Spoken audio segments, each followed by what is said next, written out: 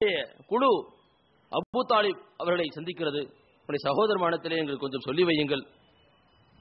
நீங்கள் தான் எங்களுக்கெல்லாம் பெரியவர். அப்துல் முத்தலிபுடைய குடும்பத்திலே அந்த பனு ஹாஷிமிலே மிக மூத்த தலைவர் நீங்கள் தான். அவர் மீது மரியாதை வைத்திருந்தார்கள். நீங்கள் சொல்லுங்கள், இவர் இஸ்லாம் என்ற புதிய மார்க்கத்தை கொண்டு வந்திருக்கின்றார், எங்களுடைய கடவுளர்களை ஏச வேண்டாம் என்று சொல்லுங்கள், அவருடைய மார்க்கத்தை எங்கள் மீது அவர் பிரச்சாரம் செய்ய வேண்டாம் சொல்லுங்கள் என்பதாகலாம் அவர் சொல்லிவிட்டு செல்கிறார்கள்.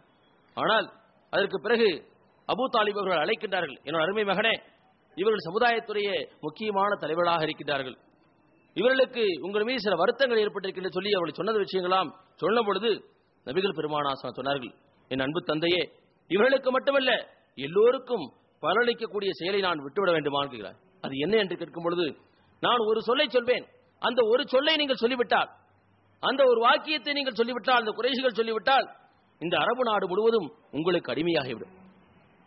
அந்த குறைஷி தலைவர்களை பார்த்து சொல்கிறார், நான் சொல்லக்கூடிய அந்த ஒரே ஒரு வாக்கியத்தை நீங்கள் சொல்லிவிட்டால் இந்த அரபு நாடு முழுவதும் உங்களுக்கு அடிமையாகிவிடும், மேலும் படிப்படியாக இந்த உலகமே உங்களுக்கு காலடியிலே வரும். உடனே அபூஜஹல் உரத்த குரலிலே சொன்னான், அப்படி என்ன ஒரே சொற்றொடர், நான் என் தந்தை மேல் சத்தியமாக நீங்க அப்படி சொன்னீங்கன்னா ஒரு வார்த்தை இல்ல 1000 வார்த்தைகள் சொல்ல தயாரா இருக்கேன்னு சொன்னான்.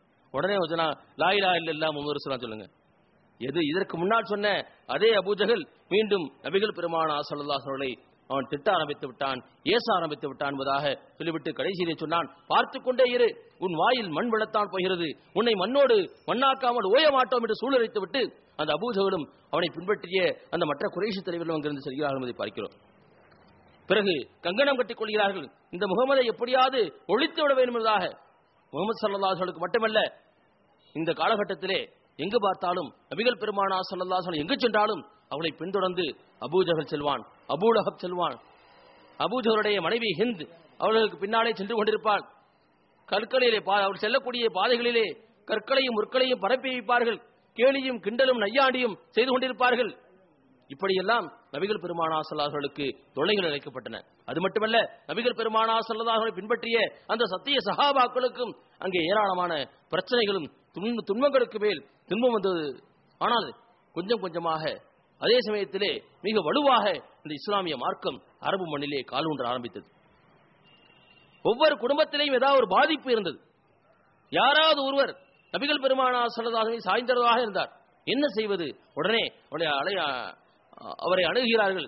உனக்கு என்னதான் வேண்டும்? ஆட்சி வேண்டுமா? என்னுடைய அரசர்களாக ஆக்கிக் கொள்கிறோம். செல்வம் வேண்டுமா? உன்னுடைய எல்லா செல்வங்களையும் நாங்கள் கொட்டி கொடுத்து விடுகிறோம். அல்லது ஒரு அழகிய பெண் வேண்டுமா? அரபு நாட்டிலே மிகச்சிறந்த அழகிய பெண்களை உங்களுக்கு கொடுத்து விடுகிறோம்.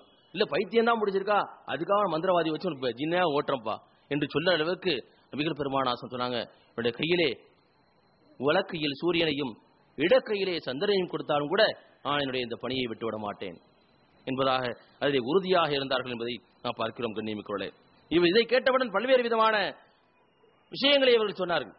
நீர் உண்மையிலேயே அல்லாஹ்வுடைய தூதராக இருந்தால் நாங்கள் கேட்கக்கூடிய சில கோரிக்கைகளை நிறைவேற்றி காட்டும் என்பதாக சொன்னார்கள். ஜம்சம் இங்கே கிணறு இருக்கிறது, அதைவிட சுவையான ஒரு நீரோடையை, ஒரு ஆற்றை இங்கே ஓடச் சொல் என்பதாக சொன்னார்கள். அல்லது ஒரு பூஞ்சோலையை கொண்டு வா என்று சொன்னார்கள். அல்லது வானத்திலிருந்து அங்கே அந்த அருள்மலைகள் பொழியக்கூடிய விஷயத்தை எங்களுக்கு காண்பி என்பதாலாம் அவர் கற்பனை செய்யக்கூடிய விஷயங்கள் எல்லாம் சொன்னார்கள். நபிகள் பெருமானார் ஸல்லல்லாஹு அலைஹி வஸல்லம் அவற்றுக்கெல்லாம் மிக அமைதியாக இருந்தார்கள். நபிகள் பெருமானார் ஸல்லல்லாஹு அலைஹி வஸல்லம் கொலை செய்வதை தவிர வேறு வழி இல்லை என்ற முடிவுக்கு அந்த குறைஷி தலைவர்கள் வந்து விட்டார்கள். அபூ தாலிப்ட்ட வர்றாங்க. அந்த குறைஷி தலைவர்கள்லாம் உட்கார்ந்து டிஸ்கஷன் பண்றாங்க. அபூ தாலிபுக்கு பிரியமானவராக இந்த முகமது இருக்கிறார். அதற்கு மாற்றாக நம்முடைய குடும்பத்திலே, நம்முடைய குலத்திலே, குறைஷி குலத்திலே இருக்கக்கூடிய ஒரு அழகிய இளைஞனை அவருக்கு பரிசாக கொடுத்துவிட்டு இந்த முகமதை வாங்கி நாம் கொன்று விடுவோம். இந்த திட்டத்தோடு, ஒரு கொடுமையான திட்டத்தோடு அபூ தாலிப் அவர்களை அணுகுகின்றார்கள். வலீத் பின் உமாரா என்ற இளைஞரை அழைத்துக் கொண்டு, ஒரு அழகிய இளைஞரை அழைத்துக் கொண்டு அபூ தாலிப் இடத்தில் செல்கிறார்கள். அபூ தாலிப் அவர்களே, நாங்கள் உங்களுக்கு ஒரு வைரத்தை பரிசாக அளிப்பதற்காக வந்துள்ளோம். இவர்தான் உமாராவுடைய மகன் வலீத். நம்முடைய இளைஞர்களிலேயே அறிவும் அழகும் வலுவும் வீரமும் மிக்கவர். இவரை நீங்கள் உங்களுடைய அன்பு மகனாக நீங்கள் ஆக்கிக் கொள்ளுங்கள். முகமதை எங்களிடத்திலே தந்துவிடுங்கள், நாங்கள் அவருடைய கதையை முடித்து விடுகிறோம். இதை கேட்ட மாத்திரத்திலே அபூ தாலிப் அவர்கள் வெகுண்டெழுந்தார்கள். என்ன நினைத்துக் கொண்டிருக்கிறீர்கள்?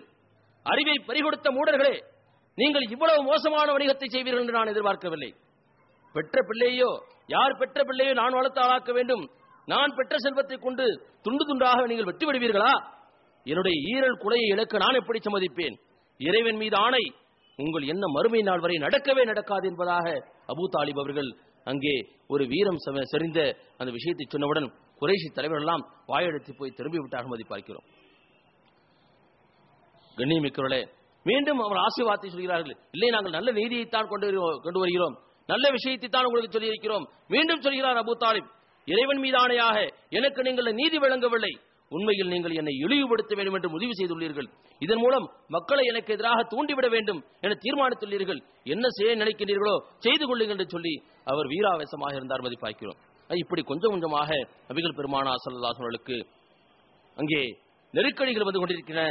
அபூ தாலிப் அவர்களுக்கும் வயதாகிக் கொண்டே போகிறது. கடைசியிலே நபிகள் பெருமானார் ஸல்லல்லாஹு அலைஹி வஸல்லம் உறுதியை பார்த்துவிட்டு அபூ தாலிப் அவர்கள் சொல்கிறார்கள், என் அருமை மகனே, நீ அச்சம் தவிர், உன் லட்சிய பயணத்தை நீ மேற்கொள், என் உயிர் இருக்கும் வரை உனக்கு நான் காவலாக இருப்பேன். அதே போல கடைசி காலம் வரை நபிகள் பெருமானார் ஸல்லல்லாஹு அலைஹி வஸல்லம் அந்த அவருக்கு உற்ற துணைவராக அபூ தாலிப் அவர்கள் கடைசி வரை இஸ்லாத்தை ஏற்றுக்கொள்ளவில்லை என்றாலும் கூட நபிகள் பெருமானார் ஸல்லல்லாஹு அலைஹி வஸல்லுக்கு உற்ற பாதுகாவலராக இந்த உலகத்திலே அபூ தாலிப் அவர்கள் இருந்தார்கள் என்பதை பார்க்கிறோம். அன்பிற்கிடையே பிறகு அபூ லஹப் அப்துல் முத்தலிபுடைய குடும்பத்தைச் சேர்ந்தவனாக இருந்தாலும் சரி, அவன் அந்த குடும்பத்திலிருந்து விலகி நபிகள் பெருமானார் ஸல்லல்லாஹு அலைஹி வஸல்லுக்கு துன்பம் அளிப்பதிலே மிக முன்னணியிலே இருந்தான். சைக்காலஜிக்கல் துன்பங்களை கொடுக்க ஆரம்பித்தான். நாம் ஏற்கனவே சொன்னோம், நபிகள் பெருமானார் ஸல்லல்லாஹு அலைஹி வஸல்லம் இரண்டு மகள்கள் ருக்கையா, உம்மு குல்சும் ரலியல்லாஹு தஆலா அன்ஹுமா இருவரையும் அபூ லஹபுடைய இரண்டு மகன்களான உத்வா, உதைபா ஆகிய இரண்டுவருக்கும் தான் திருமணம் முடித்துக் கொடுத்திருந்தார்கள். இருவரையும் தலாக் சொல்லி வீட்டுக்கு அனுப்பி வைத்து விட்டான். நபிகள் பெருமானார் ஸல்லல்லாஹு அலைஹி வஸல்லம் அவர்களுடைய குடும்பத்திலே பிரச்சனைகள் உண்டு இருக்கா, அதற்கும் நபிகள் பெருமானார் ஸல்லல்லாஹு அலைஹி வஸல்லம் அவர்கள் தயங்கவில்லை. ஆக இப்படி கொஞ்சம் கொஞ்சமாக அவர்கள் பார்க்கிறார்கள். அங்கே மீண்டும் அபூ லஹப் அவர்களுக்கு தொல்லைகளை கொடுக்கின்றான். ஒருமுறை நபிகள் பெருமானார் ஸல்லல்லாஹு அலைஹி வஸல்லம் கஅபத்துல்லாஹ்விலே தொழுது கொண்டிருக்கிறார்கள். அங்கே அபூஜஹல் மற்ற குறைஷி தலைவர்கள் எல்லாம் அங்கே இருக்கிறார்கள். அபூஜஹலுக்கு ஒரு கோபம் வருகிறது. அபூஜஹலுக்கு அவனுக்கு பட்ட பேர் என்ன? அபுல் ஹக்கம், ஞானத்தின் தந்தை. அம்ரு அவருடைய பெயர். அபுல் ஹக்கமே, என்ன அவர் பார்த்துட்டு இருக்கிறீங்க? அபூஜஹல் சொல்றான், எனக்கு இது வர்ற ஆத்திரத்துக்கு தொழுதுட்டு இருக்கும் போதே அவர் குனிந்திருக்கும் பொழுது அல்லது நெற்றிய சஜிதாவிலே இருக்கும் பொழுது நான் பாறாங்களை தூக்கி அவரை நசுக்கிவிட விரும்புகிறேன். எங்க செய்தி காட்டுங்கள் என்று பார்ப்போமா என்பதாக அந்த குறைஷி தலைவர்கள் எல்லாம் இவரை தூண்டி விடுகிறார்கள். கல்லை தூக்கி கொண்டு போகிறார். போன வேகத்தில் திரும்பி வந்துறார். என்ன அபுல் என்ன ஆச்சு? நடுங்கிக் கொண்டே வருகிறார். இல்ல, நீ எதை பார்க்கலையா? அவன் நான் பார்க்கல, நான் போனேன், ஆனால் ஓரடி வச்சிருந்தா கூட அங்கே மிகப்பெரிய ஒரு நெருப்பு குண்டம் எரிந்து கொண்டிருந்தது, என்னை அப்படியே புசுக்கி இருக்கும் என்பதாக சொன்னார். உடனே நீங்கள் பயந்து விட்டீர்கள் என்று சொல்லி இன்னொரு குறைஷி இளைஞன் கல்லை தூக்கி கொண்டு போகின்றான். அவனும் பின்வாங்கினான். அச்சத்தாளுடைய கண்கள் எல்லாம் சொருகிக் கொண்டன. இப்படி அல்லாஹ் தஆலா இந்த எதிரியுடைய சூழ்ச்சிகளிலிருந்து அல்லாஹ் தஆலா நபிகள் பெருமானார் ஸல்லல்லாஹு அலைஹி வஸல்லம் காப்பாற்றினான் என்பதை பார்க்கிறோம்.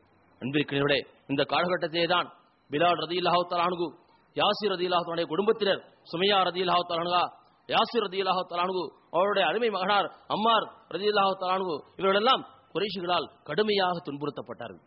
அந்த யாசிருடைய குடும்பத்தாரை கடந்து செல்லும் பொழுதுதான் நபிகள் பெருமானார் ஸல்லல்லாஹு அலைஹி வஸல்லம் சொல்வார்கள், யாசிருடைய குடும்பத்தினரே, நீங்கள் பொறுமையாக இருங்கள், உங்களுக்கு சொர்க்கம் கிடைக்கும். இந்த ஆறுதலைத்தான் நபிகள் பெருமானார் ஸல்லல்லாஹு அலைஹி வஸல்லம் சொல்ல முடிந்தது. சுமையா ரலியல்லாஹு தஆலா அவரை அம்பெய்து கொன்றான் இந்த அபூ லஹப். அதேபோல அம்மார் யாசிர் ரலியல்லாஹு தஆலா இரண்டு கால்களும் ஒட்டகங்களிலே கட்டப்பட்டு இரண்டு கூறாக அவர் பிரிக்கப்பட்டு ஷஹீதானார் என்பதை பார்க்கிறோம். அம்மார் ரலியல்லாஹு தஆலா அவர்களும் மிக கடுமையாக துன்புறுத்தப்பட்டார்கள்.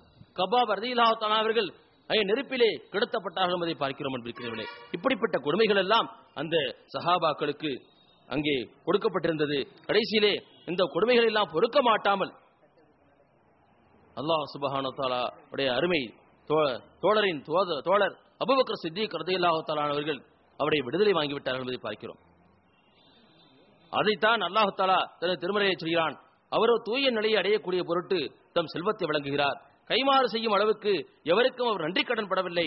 ஆனாலும் அவர் உயர்மிக்க தம் இறைவனின் திருப்தியை பெறுவதற்காக செய்கின்றார் என்பதாக நபிகள் பெருமானார் ஸல்லல்லாஹு அலைஹி வஸல்லம் தோழரை குறித்து, அபூபக்கர் சித்திக் ரலியல்லாஹு தஆலா அவர்கள் குறித்து அல்லாஹ் தஆலா வசனங்களை இறக்குகிறான் என்பதை பார்க்கிறோம். இப்படி கொஞ்சம் கொஞ்சமாக இப்படி கடந்து கொண்டிருக்கிறது. நபிகள் பெருமானார் ஸல்லல்லாஹு அலைஹி வஸல்லம் பின்பற்றக்கூடிய மக்களுடைய எண்ணிக்கையும் அதிகமாகிக் கொண்டிருக்கிறது. சஹாபாக்கள் எல்லாம் ஈமானை பாதுகாப்பதற்கு கொள்வதற்கு மிகவும் சிரமப்படுகிறார்கள். அப்பொழுது நபிகள்